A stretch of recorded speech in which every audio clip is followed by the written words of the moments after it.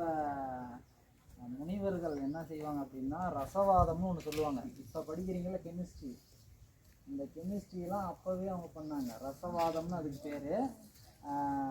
இந்த ரசவாதம் என்னென்னா சில மூலிகை சாரை கலந்து அவங்க வந்து அதை வந்து இரும்பாக மாற்றுறது, தங்கமாக மாற்றுறது, இந்த மாதிரியான இதெல்லாம் செய்வாங்க. ஆனால் வந்து வெட்டியே தான் நிலத்தில் எடுப்பாங்கலாம் இல்லை. நம்மளோட முனிவர்கள் அந்த ரசவாதம் தெரிஞ்சிருக்கிறதுனால அவங்க மூலிகை சாறை கலந்து அவங்க வந்து தங்கத்தை வந்து வேணுமா செஞ்சுக்குவாங்க. ஆனால் அந்த வித்தை நமக்கு தெரியாது. அந்த வித்தையை நீங்கள் தெரிஞ்சுக்கணும் அப்படின்னா என்ன பண்ணணும், நீங்கள் நிறைய படிக்கணும். அதுக்கு உங்களுக்கு இந்த தியானத்துலேருந்து எல்லாமே வந்து கை போகும்.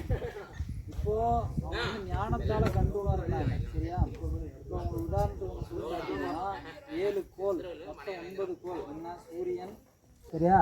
மொத்தம் 9 கோள்கள். இதில் வந்து யுரேனஸ் நெப்டியூன் இந்த ரெண்டும் வந்து கோள்களாக வந்து கருத முடியாது அப்படின்னு சொல்லி இப்போ ரீசெண்டாக 2-3 வருஷத்துக்கு முன்னாடி அதை கோள்கள்லேருந்து நீக்கிட்டாங்க. அப்போ மொத்தம் 7 கோள் தான். என்னென்ன கோள்? சூரியன், புதன், வெள்ளி, புவி, செவ்வாய், வியாழன், சனி. சரியா? இது மொத்தம் 7 கோள் தான். இந்த 7 கோள்களையும் கரெக்டாக 7 நாளாக வச்சுருப்பாங்க. சரியா? முதல் கிழமை ஞாயிறு, ஞாயிறுனா சூரியன். சரியா? சூரியன்கிறது வட சொல். கதிரவன், பகலோன், பகலவன், எல்லோன், ஒளியோன், இதெல்லாம் இந்த பேர்லாம் வந்து தமிழ் பேர்கள். இதெல்லாம் வந்து என்ன சொல்கிறது, இதெல்லாம் தமிழ். சூரியன்கிறது மட்டும் வட சொல். சரியா? சூரியனா